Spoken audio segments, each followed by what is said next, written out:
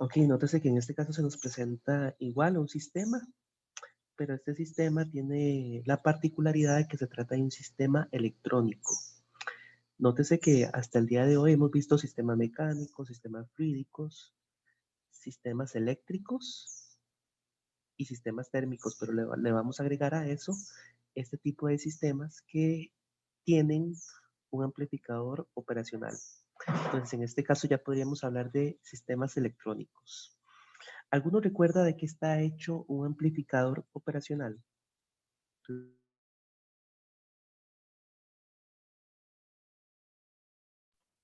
Transistores eran, profe. Correcto. Un amplificador operacional está hecho de varias decenas de transistores.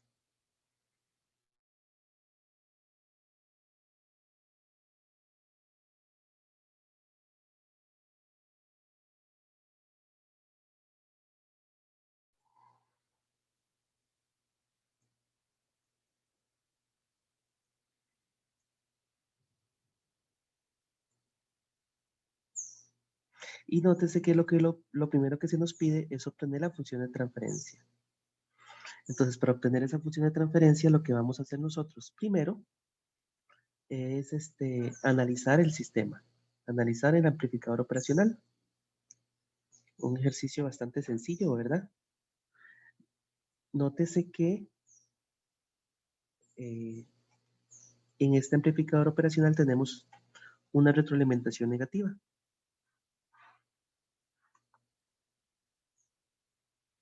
Condición que es suficiente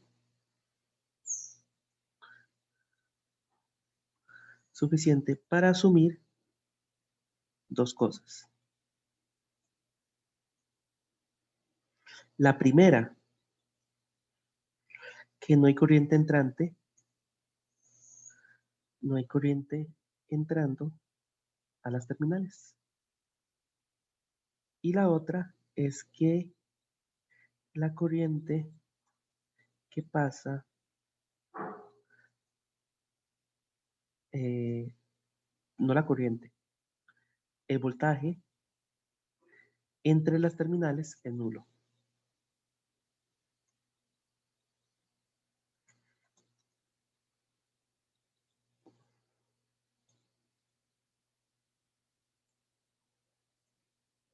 Eso nos lleva a lo siguiente. Nos lleva a poder resolver este ejercicio de forma mucho más rápida y precisa. De forma mucho más rápida. Vamos a movernos a Paint rápidamente para ir resolviéndolo en Paint. Nótese que la corriente que nosotros podemos venir y quitar, digamos, el amplificador operacional porque por aquí la corriente es cero. Entonces, si la corriente por aquí es cero, podemos hacer aquí un abierto y podemos venir y remover lo que es el amplificador operacional.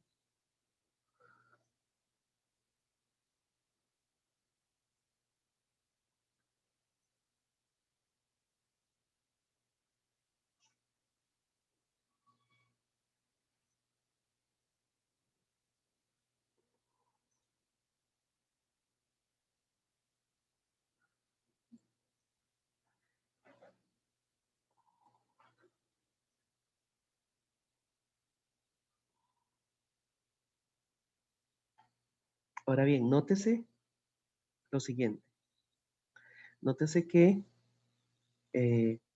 como el voltaje entre las dos terminales es cero, nosotros podemos venir y asumir que este voltaje es el mismo. Por lo tanto, podemos hacer esta conexión, digamos, podemos asumir que aquí el voltaje es cero, el voltaje de tierra, lo cual es correcto para un amplificador operacional que tiene retroalimentación negativa. Entonces vamos a colocar esto por acá.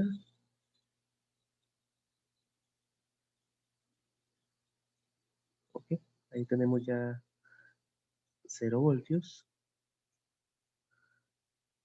No habíamos resuelto este ejercicio antes, ¿verdad? Fue diferente al que resolvimos anteriormente. Vamos a ver. Fue diferente. Espero no haberme equivocado.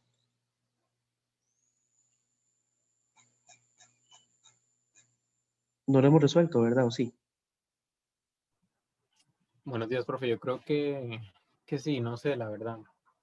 Sí, ¿verdad? Creo que sí, pero bueno, volvámoslo a resolver. No importa. Ya que estamos en esto.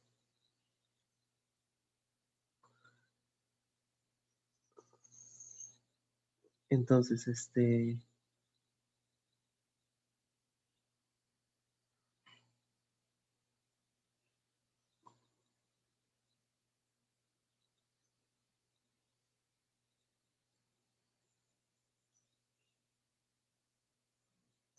ok, aquí tenemos 0 voltios. Tenemos R1, R2. Y bueno, vamos a expresar algunas ecuaciones. Y sí, creo que sí lo habíamos resuelto, pero no importa. Lo volvemos a resolver. Por si se perdieron la clase anterior. De hecho, aquí está, pareciera que está resuelto, ¿verdad? Pero bueno, no importa.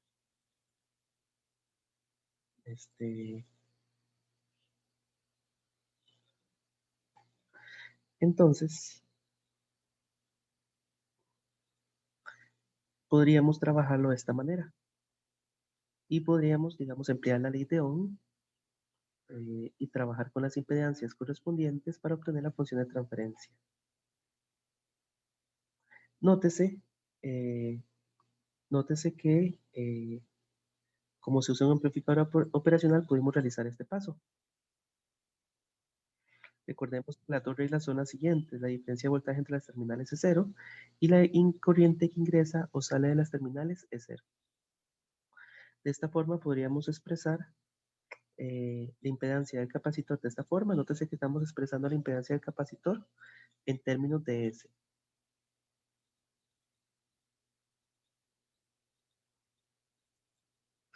Y vamos a calcular como primer paso la corriente I1. Aquí la calculamos utilizando nada más y nada menos que la ley de Ohm. También calcular Profe, aquí, sí. disculpe. Bueno, no sé los compañeros, pero yo solamente estoy viendo el paint. Ok, ya me pasé. Parece. Ok, entonces como les venía comentando, esta es la impedancia del capacitor, ¿verdad? 1 entre S por C. Es mucho más sencillo expresar la impedancia de esta forma que utilizar la forma, digamos, en ecuaciones diferenciales, que es mucho más compleja. A continuación calculamos I1. I1, usando la ley de Ohm, también calculamos I2 utilizando la ley de Ohm, y I3 utilizando una forma, la ley generalizada de la ley de Ohm que emplea la impedancia del capacitor. Dividimos el voltaje entre la impedancia del capacitor. Luego aquí aplicamos la ley de nodos, digamos en este nodo, y obtenemos un conjunto de ecuaciones. Vamos a sustituir estas ecuaciones para obtener la función de transferencia. Entonces, esta es la función de transferencia de este sistema electrónico. De la misma forma que podemos obtener la función de transferencia de un sistema fluídico o de un sistema térmico, podemos obtener también la función de transferencia de un sistema electrónico como este. Y bueno, a continuación nos damos cuenta que se trata de un sistema de primer orden sin cero.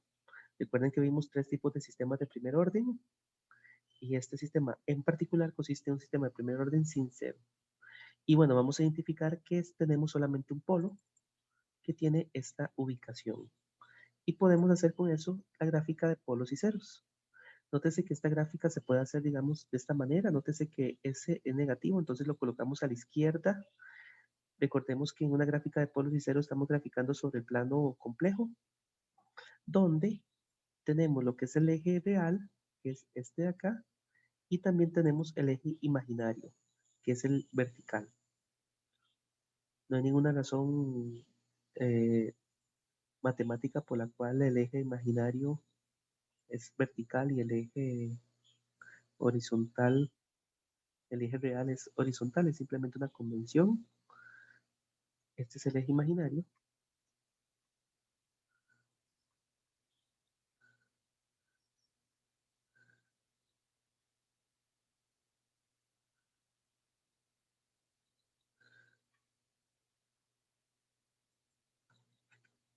Este es el eje real.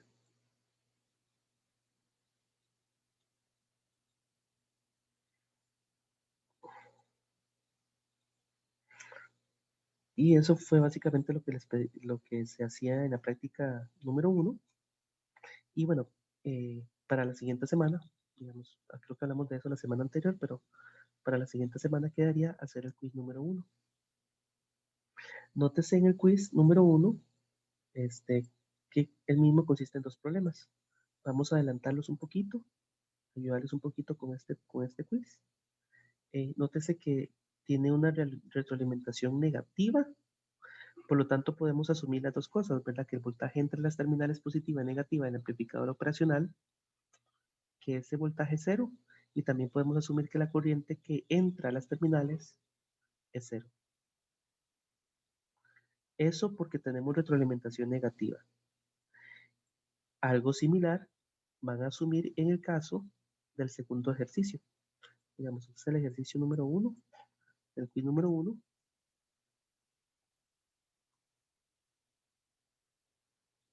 Y el ejercicio número 2 es este. Nótese que hay una retroalimentación negativa, que la salida se está retroalimentando a la terminal negativa. Por lo tanto, podemos asumir esas dos cosas, que la corriente es 0 y que el voltaje es 0. Este quiz quedaría para la siguiente semana.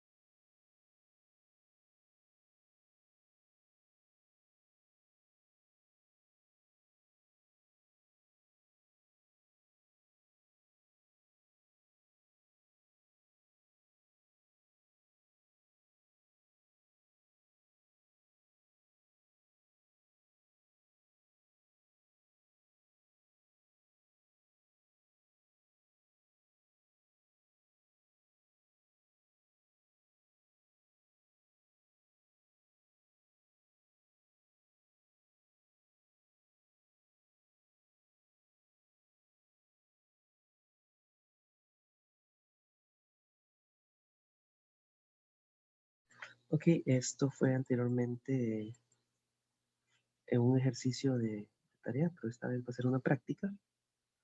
Nótese que en este caso no tenemos un sistema electrónico. Lo que tenemos es un sistema fluídico. Tenemos una represa, tenemos una válvula y un tanque de agua. Se nos pide determinar el tipo de sistema a partir de la función de transferencia. Entonces lo primero que tenemos que hacer es obtener la función de transferencia, y una vez que tenemos la función de transferencia determinamos el tipo de sistema. Entonces vamos a recordar un poco la materia que vimos en el cuatrimestre anterior. ¿Cómo se modelaba una represa? ¿Recuerdan?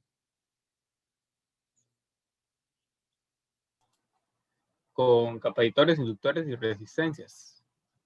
Sí, digamos, en general, pero una represa, ¿cómo se modelaba? Una represa en particular. O tal vez se las pongo más fácil. Una válvula, esta válvula, ¿cómo la modelábamos?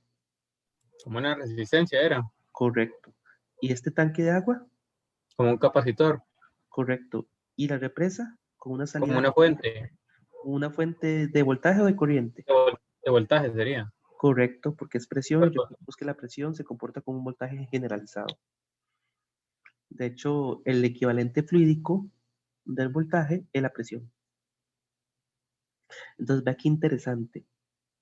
Este sistema que tenemos acá lo podemos representar como un sistema eléctrico.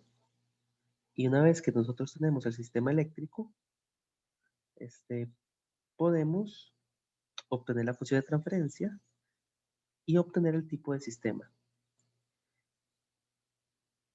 Recordemos que tenemos tres tipos de sistemas de primer orden sin cero, primer orden con cero nulo y primer orden con cero no nulo.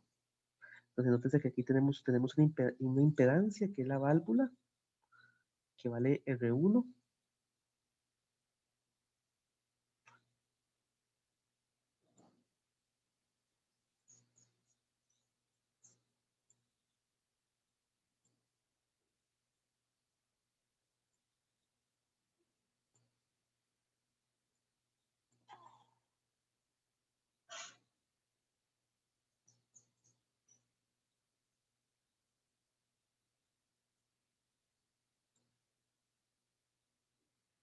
Y tenemos también una capacitancia fluídica que le vamos a llamar C1.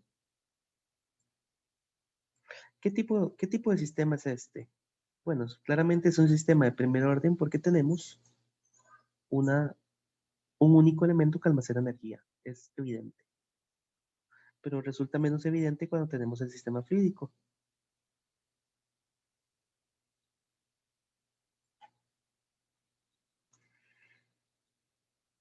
Entonces, a continuación lo que vamos a hacer es trabajar este sistema eléctrico para obtener, digamos, la función de transferencia. Recordemos que la entrada es PR y la salida es P1. Y P1 es la presión sobre el tanque.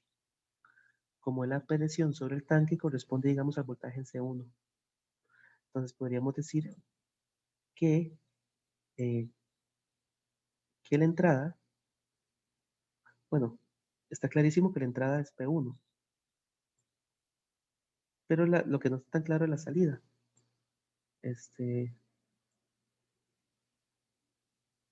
Nótese que el voltaje, digamos, la presión sobre el tanque de agua, que es el capacitor, es la salida. Vamos a poner aquí. A este le denominan P1. De hecho, aquí hay un error. Este es PR y este es P1. Entonces vamos a determinar este voltaje. Para determinar ese voltaje podemos utilizar un divisor de voltaje. Entonces, para determinar P, para determinar la salida, usamos un divisor de voltaje. Así como lo hacían en los cursos más básicos de circuitos.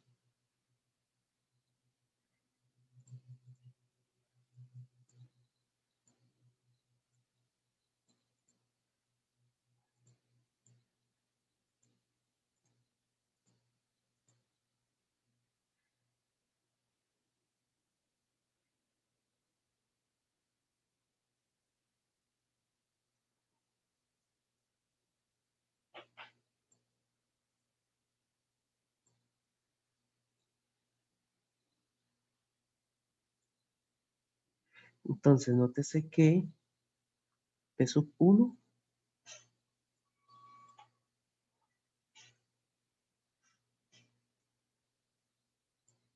va a ser igual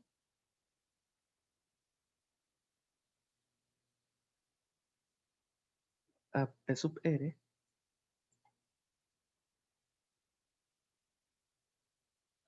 entre la suma de dos impedancias.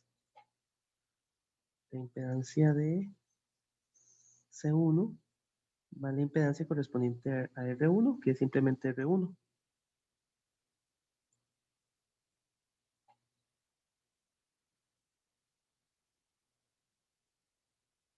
Y eso lo vamos a multiplicar por la impedancia del capacitor.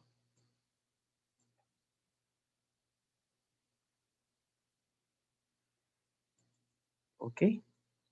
Seguimos trabajando con el sistema. Vamos a sustituir la impedancia del capacitor, que nosotros ya conocemos.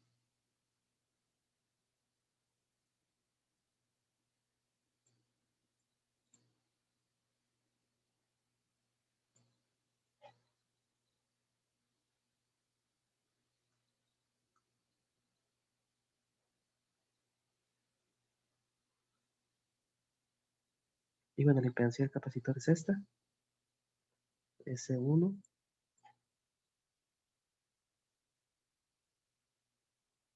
Y por acá vamos a poner, digamos, la impedancia del capacitor.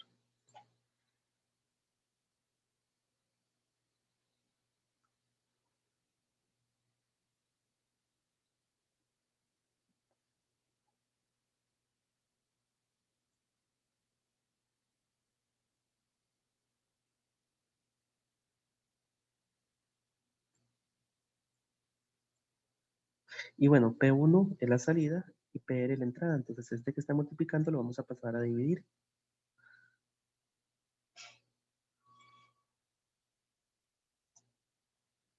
Entonces, esto que tengo a la izquierda es la salida entre la entrada. Entonces, esto corresponde a la función de transferencia. Y esto que tengo a la derecha es, evidentemente, también la función de transferencia. Entonces, vamos a multiplicar esta expresión. Aquí me quedaría 1. Y aquí me quedaría S y C1. Después de multiplicarlo.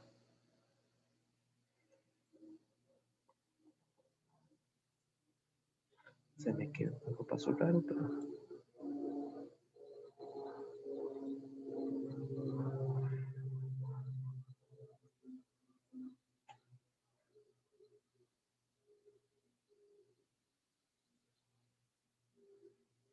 Entonces tenemos por acá 1, sí, y S, aquí tenemos una S. Ahora bien, esa es la función de transferencia. ¿A qué tipo de sistema se les parece?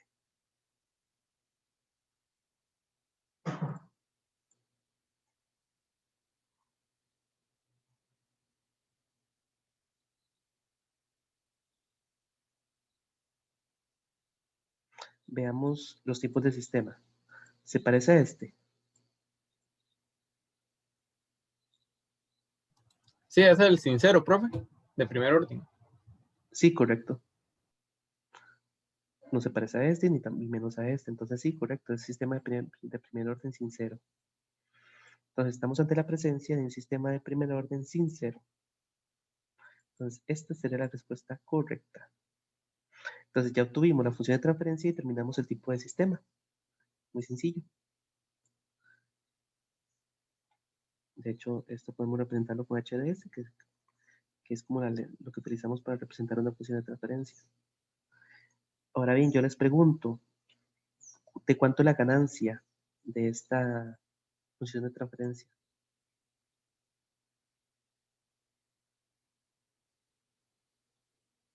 Si quieren, nos vamos otra vez a la diapositiva anterior. ¿De cuánto sería la ganancia?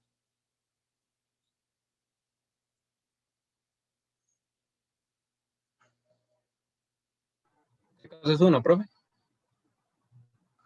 ¿Cómo? Correcto, es 1. ¿Y cuánto? ¿Y la constante de tiempo?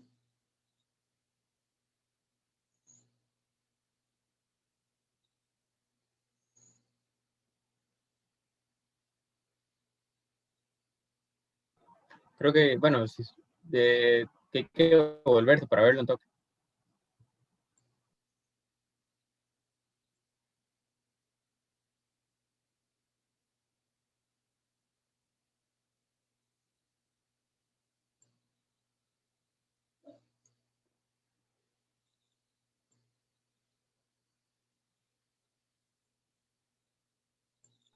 Sería el C1R1, profe. Sí, sería el producto de R1 y C1. Y yo les hago la pregunta, ¿el sistema es estable o inestable?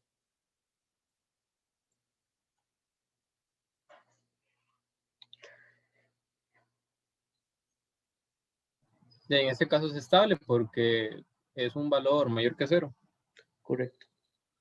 La resistencia siempre es positiva, la capacitancia también. El producto de ambos es positivo, por lo tanto, la constante de tiempo es positiva y como la constante de tiempo es positiva, el sistema es estable. Ok, aquí tenemos otro ejercicio. Este lo pueden hacer como práctica y les va a dar, me parece que les va a dar exactamente lo mismo. Considera la entrada que sube IN y la salida que sube C. De hecho, es el mismo ejercicio, les va a dar lo mismo. Solo que en este caso no les estoy dando un sistema fluídico, les estoy dando un sistema eléctrico de una vez. Ahora bien, comencemos hablando de los sistemas de segundo orden. Los sistemas de segundo orden se caracterizan porque tienen dos sistemas que almacenan energía. Entonces, un sistema de primer orden va a tener dos tanques de agua, va a tener un capacitor, un inductor, o dos capacitores o dos inductores. También depende de la configuración, ¿verdad? No todo sistema con dos elementos almacenadores de energía es de segundo orden. Pero todo sistema del segundo orden siempre tiene dos elementos almacenadores de energía. Entonces, lo que vamos a analizar a continuación es esos son los sistemas de segundo orden, pero todavía no vamos a entrar a los sistemas de segundo orden que son mucho más complejos, sino que vamos a seguir trabajando en los sistemas de primer orden. Cuando trabajamos con un sistema de primer orden, podemos suponer tres tipos de entradas. Una entrada de escalón, una entrada de impulso y una entrada de rampa. O en realidad cualquier tipo de entrada, pero estas son las más comunes. Hablemos de una entrada de escalón. Una entrada de escalón es una función que se expresa de esta forma, que es 0 para t negativo y 1 para t positivo o 0. Y se representa en el tiempo de esta manera.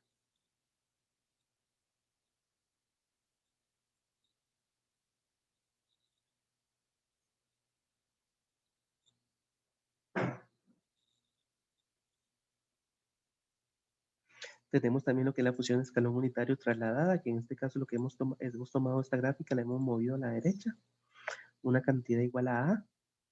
Entonces, esa se representa con la letra U, T menos A, U de T menos A, y es igual a 0 para T menor o igual que A, igual a 1 para T mayor que A. La función escalón nos permite representar eventos como, por ejemplo, el encendido de un equipo electrónico o eléctrico. Por ejemplo, cuando nosotros decimos que este aire acondicionado se enciende 10 segundos después del comienzo de la clase, estamos hablando de una función escalón. Nótese que tenemos un interruptor y el interruptor se cierra 10 segundos después de que empezó la clase. Por lo tanto, eso lo podemos representar de esta forma, a través de una función escalón trasladada. Nótese que antes, digamos, de que cierre el interruptor, el voltaje es 0 en el aire acondicionado, y una vez que se cierra es 120. Eso es una función escalón. Si nosotros quisiéramos representar esta función escalón, podríamos representarla de esta forma. Aquí hay un error. Aquí ponemos 120, la función escalón t menos 10. Entonces que aquí hay un 120 que acompaña a la U.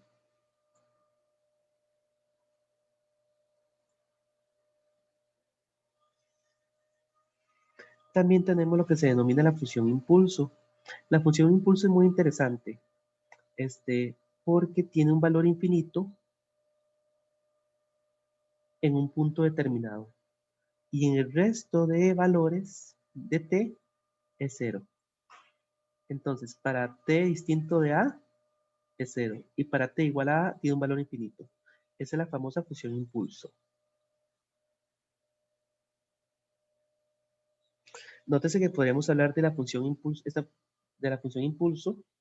cuando está centrada en 0 o cuando está centrada en tau. Entonces, cuando está centrada en tau decimos que está trasladada. Algunos eventos que se comportan como la función impulso puede ser una colisión de dos vehículos. No sé si vieron la colisión que ocurrió en Cartago hace poco.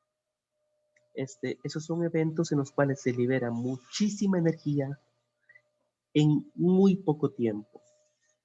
Entonces, la mejor forma, desde el punto de vista matemático, de representar ese evento sería a través de una función impulso. Tenemos la función rampa también. Esta la representamos con R de t.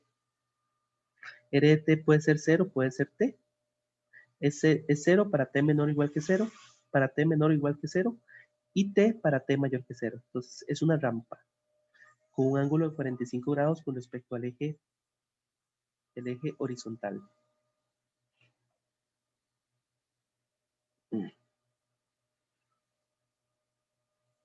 ¿Alguna pregunta hasta acá?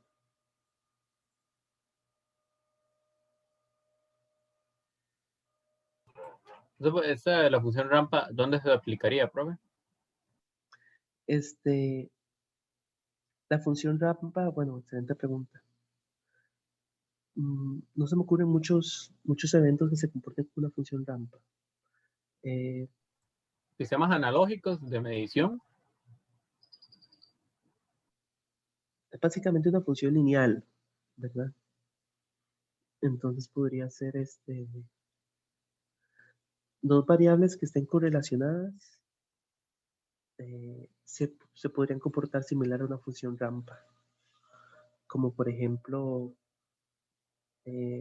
digamos que el eje T es la cantidad de dinero que tiene una persona y f de T es, por ejemplo, la cantidad de gastos que tiene una persona. Entonces, usualmente las personas entre mayores ingresos, más gastan. Entonces, esas dos variables están correlacionadas y se podrían tal vez aproximar a una función rampa. Ese es el ejemplo que se me ocurre. Puede que algunos transistores se comporten de esta forma, o sistemas eléctricos se comporten de esta forma en el tiempo.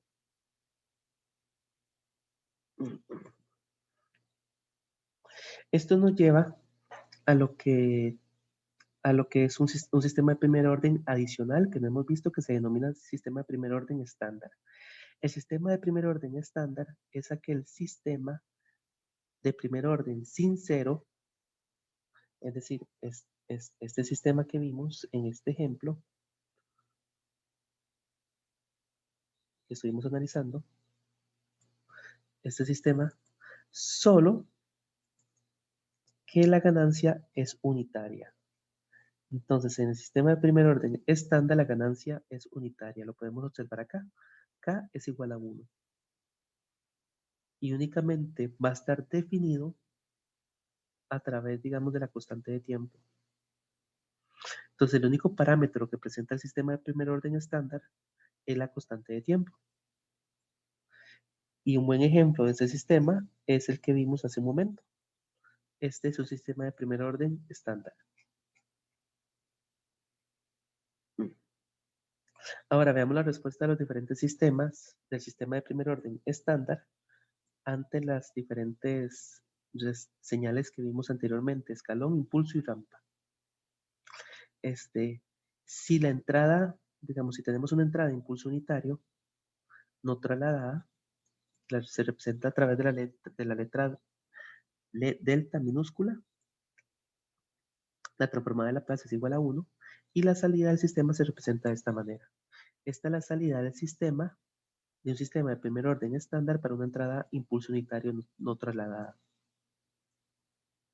Si hacemos la transformada inversa de Laplace, obtenemos esta expresión, la cual podríamos graficar. Y nótese que esta sería la respuesta de un sistema de primer orden estándar ante una entrada impulso unitario no trasladada.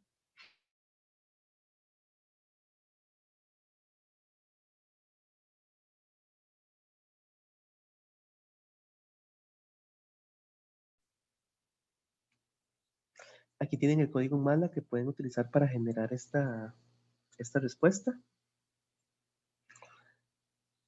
Y ahora evaluemos la respuesta del sistema de primer orden estándar ante una entrada a escalón unitario. Esta sería la respuesta a la salida. Calculamos la transforma de Laplace y se vería de esta manera. Y si hacemos la gráfica correspondiente, obtendríamos esta expresión. Entonces, esta es la salida de un sistema de primer orden estándar ante una entrada escalón unitario. Ahora analicemos lo que es la rampa unitaria. En este caso, digamos, la entrada sería 1 entre s al cuadrado. Esa es la transformada de Laplace de la función rampa. Y la salida sería esta función. Si la colocamos, digamos, si la expresamos en el dominio del tiempo, es decir, si calculamos la transformada inversa de Laplace, obtenemos esta función, la cual al graficarla se va a observar de esta forma. Aquí tenemos en rojo la entrada y en verde la salida. Entonces aquí interesante cómo básicamente en un sistema de primer orden la entrada suele seguir a la salida. No, perdón, la salida suele seguir a la entrada. Es decir, la línea verde sigue a la línea roja. Eso también lo observamos acá. Y también aquí cuando la entrada es un impulso unitario.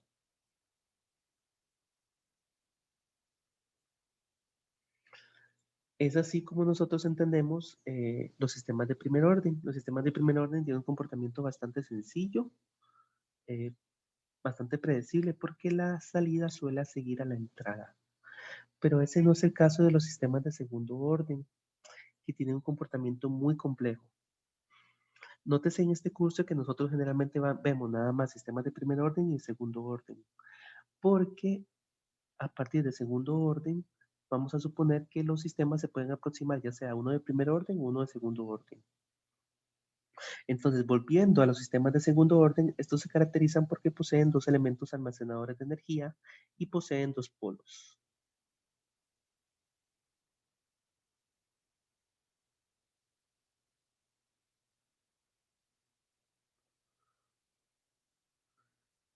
Este sistema dice que no es de segundo orden, no, sí es de segundo orden porque tiene dos capacitores y tiene dos almacenadores, sí. Ah, bueno, este sí es cierto, este sistema no es de segundo orden. ¿Cuántos elementos de almacenadores de energía ven ustedes acá? Es un sistema mecánico. ¿Cuántos ven? Cuatro, profe. No, tres. 4 en realidad. 4, sí, 4. Entonces tenemos dos inductores y dos capacitores. Y una resistencia. Por lo tanto, no es de segundo orden. ¿Cómo lo ven? ¿Es de segundo orden o no? Sí, es así. Sí, porque tiene dos tanques nada más. ¿Y este de acá? ¿Será de segundo orden? Es un sistema Creo que sí único. también.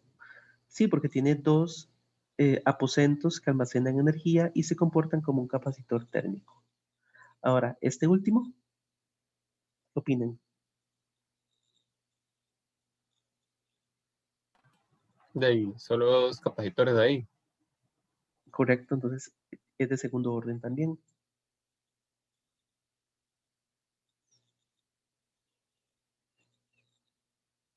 Ahora, los sistemas de segundo orden son relativamente complejos.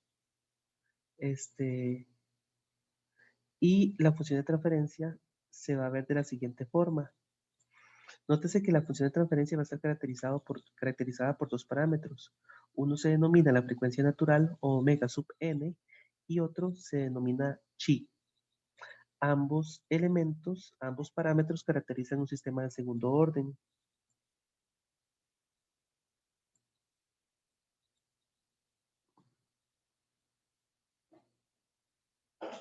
Entonces, nótese cómo la función de transferencia de segundo orden está caracterizada por una frecuencia natural y un coeficiente de amortiguamiento que es la letra chi. La frecuencia natural es omega sub n y la letra chi, que es esta letrita que tenemos acá, se denomina coeficiente de amortiguamiento.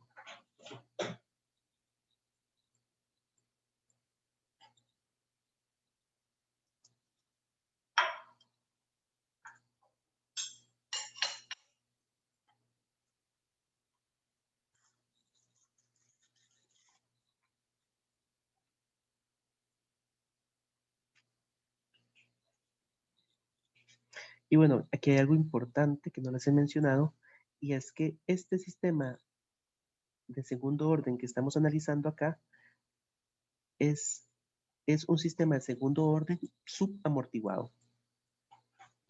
Es decir, existen otros tipos de sistemas de segundo orden. Es decir, si usted su sistema de segundo orden no lo puede escribir de esta manera, a partir de dos parámetros, no es un sistema de segundo orden no subamortiguado. Entonces, en este caso, a continuación nos van a interesar únicamente los sistemas de segundo orden que son subamortiguados, que son los más sencillos. Entonces, si nosotros obtenemos la transformada inversa de Laplace, es decir, la función en el dominio del tiempo, obtenemos esta expresión. Es así como se va a comportar la respuesta del sistema de segundo orden, pero para una entrada en particular que es una entrada de escalón unitario. Es decir, esta es la respuesta del sistema de segundo orden subamortiguado para una entrada de escalón unitario. Obtener esa respuesta es sencillo, se hace utilizando la transformada inversa de Laplace.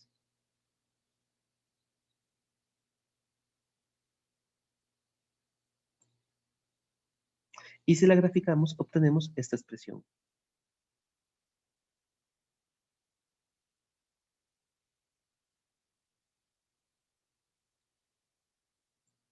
Entonces, vea qué interesante cómo se comporta un sistema de segundo orden. Él comienza a oscilar. Y esa oscilación cada vez se va a ir haciendo más pequeña. Esa oscilación va a depender del coeficiente de amortiguamiento que es chi. Entonces, si nosotros queremos que digamos que este pico sea más pequeño, vamos a estar interesados en un mayor coeficiente de amortiguamiento. Entonces, nótese cómo el coeficiente de amortiguamiento me determina en gran medida la dinámica de la respuesta del sistema.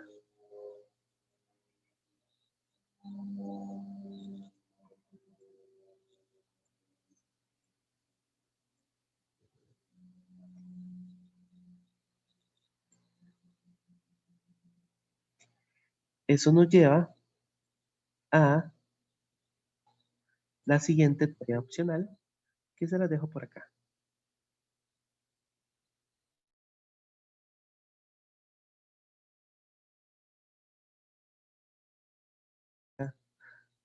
Le doy varios minutos para que la lean, es una tarea opcional. Sustituye un quiz o sustituye una tarea.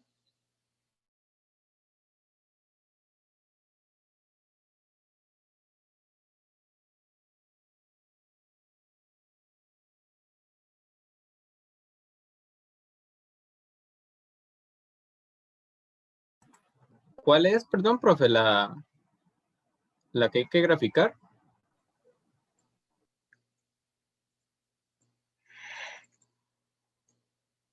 Esta respuesta.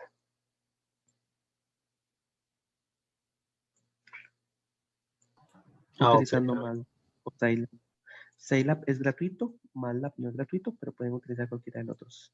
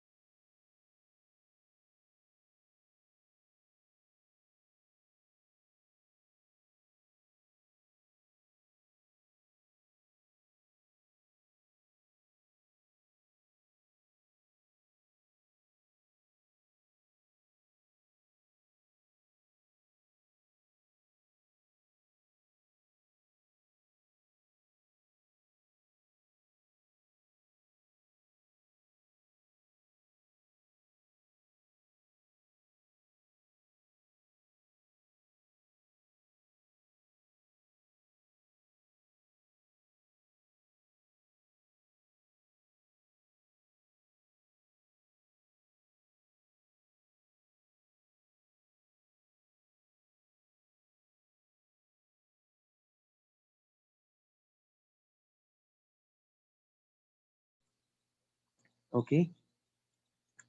Bastante sencillo, la tarea opcional. Y bueno, esto nos lleva a los sistemas de segundo orden. Lo que acabamos de ver es que el sistema de segundo orden subamortiguado tiene dos parámetros de diseño, de tal forma que nosotros podemos ajustar la frecuencia natural y el coeficiente de amortiguamiento para obtener una respuesta deseada. De esta manera nosotros vamos a poder diseñar un sistema eléctrico, un sistema electrónico o un sistema mecánico que se comporte de acuerdo a lo que nosotros deseamos. Nótese que la frecuencia natural, es decir, omega sub n, está relacionada con la velocidad de la respuesta y el coeficiente de amortiguamiento chi está relacionado con la forma de onda de la respuesta. Ambos me determinan un conjunto de parámetros. El primer parámetro que nos interesa se denomina porcentaje de sobrepaso. El porcentaje de sobrepaso es una medida del valor de sobrepaso que tiene la respuesta del sistema por sobre la amplitud de la entrada de escalón. Entonces, este porcentaje de sobrepaso es lo que nos interesa acá. Nótese que el porcentaje de sobrepaso está determinado por la letra chi o el coeficiente de amortiguamiento. Entonces, vea qué interesante. Este sobrepaso, el tamaño de este sobrepaso, está determinado únicamente por el coeficiente de amortiguamiento.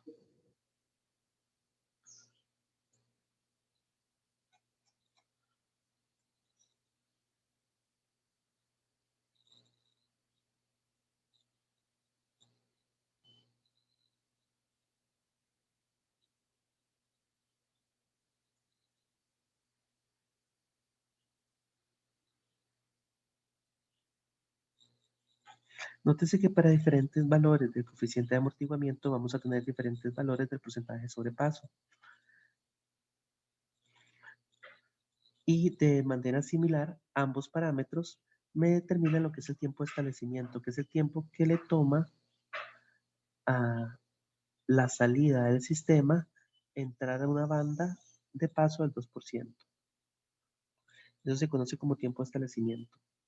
También tenemos el tiempo de respuesta máxima, que es el tiempo que se produce, es el tiempo que pasa hasta que se produce la máxima amplitud de salida, que también va a depender de los dos parámetros, el coeficiente de amortiguamiento y la frecuencia natural.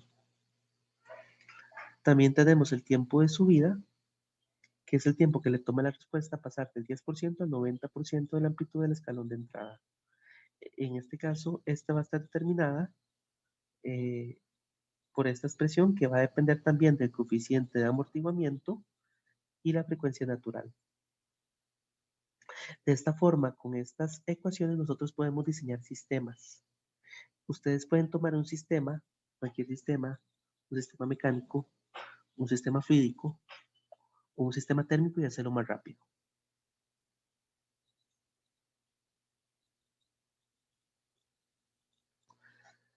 Nótese que han quedado con una tarea opcional y el quiz número 1. Nos veríamos la siguiente semana. Creo que estamos a 2 o 3 semanas del examen ya. Y eso sería todo por el día de hoy. Los insto en esta hora que les queda a que estudien las dos presentaciones, la clase 2 y la clase 3. Ya las voy a subir, creo que no las he subido, pero ya las voy a subir. Eso sería todo por el día de hoy. Voy a subir también esta grabación. Listo, profe, muchas gracias. Hasta luego. Gracias, profe.